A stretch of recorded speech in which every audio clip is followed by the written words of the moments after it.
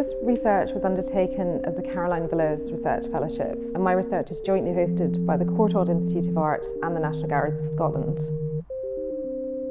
My research focus is the technical analysis of works by two artists who lived and worked in Scotland in the late 16th and early 17th centuries, Adam de Colone and Adrian Vanson. Adam de Colone and Adrian Vanson are two portrait painters of Netherlandish origins. Although we don't know a great deal about the artist, but we do know that Adrian Vanson was working at the court of James VI in Scotland in the 1580s, and he was paid for portraits of the king at the time. Adam de Colone was born slightly later, and we think he may have been born in Edinburgh to Netherlandish parents, and he too did work for James VI and other aristocrats in Scotland.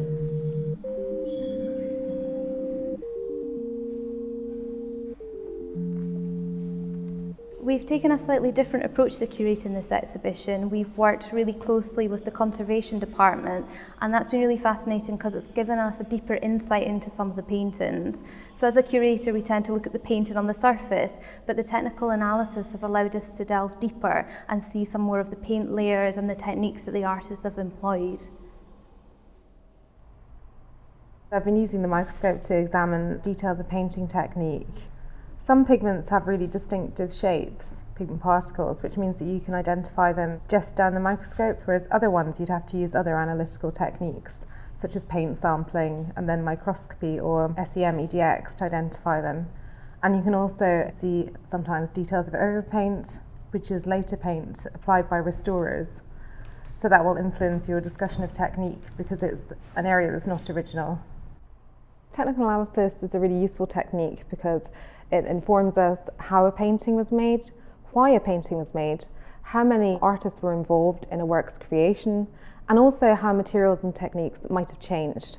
And this information can inform a variety of research and decisions, for example, conservation treatments, art historical analysis, and it can also inform authorship and dating of a work.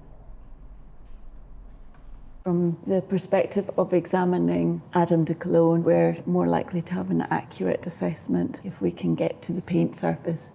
There's a lot of discoloured varnish on this painting, as you can see, and the difference is quite marked. Depending on the extent of oxidisation of the varnish, that will determine how polar a solution is required to remove the varnish. So for every painting, all the differently pigmented areas are tested individually. We know from the X-ray that we're dealing with a very large area of damage in the lower right-hand corner. The overpaint applied in this area of loss is very murky, doesn't match the more translucent original. You can see here that the child's face is emerging. We've got a lovely cool pink as opposed to this very warm brown tonality that the varnish has imparted.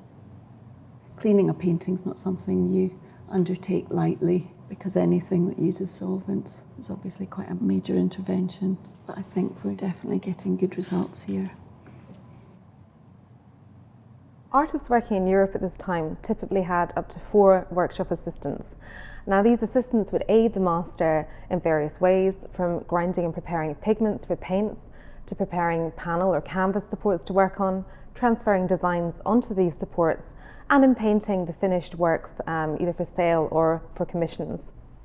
Some of these workshop assistants would also be specialists in certain types of painting.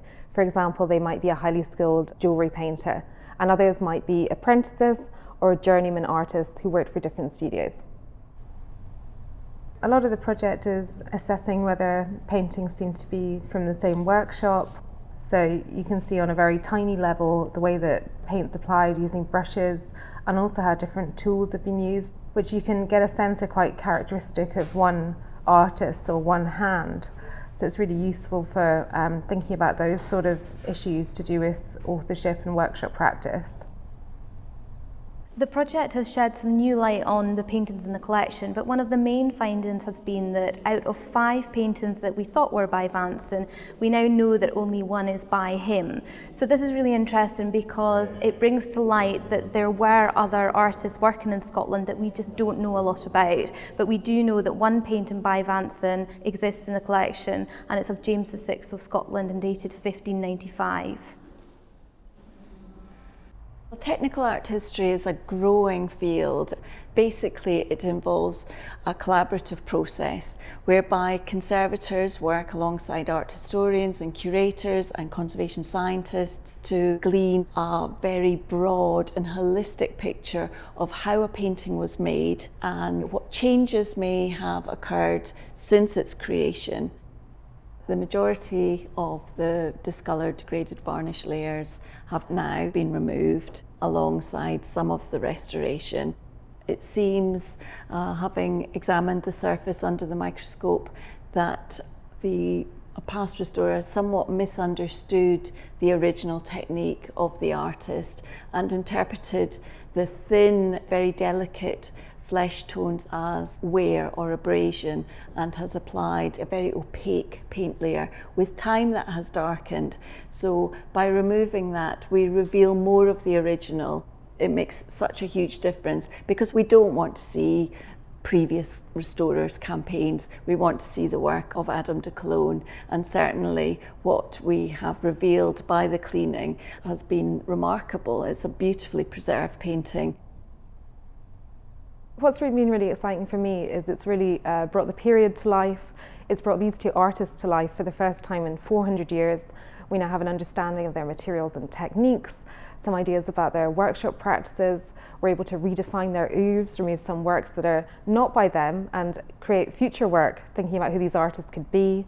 And also, in one really exciting case, we've discovered a secret portrait of Mary Queen of Scots beneath a portrait of Chancellor Maitland from the collection of the National Trust in England at Ham House, which is quite exciting because the overlying portrait was painted just a few years after her execution. So that raises all sorts of interesting art historical questions.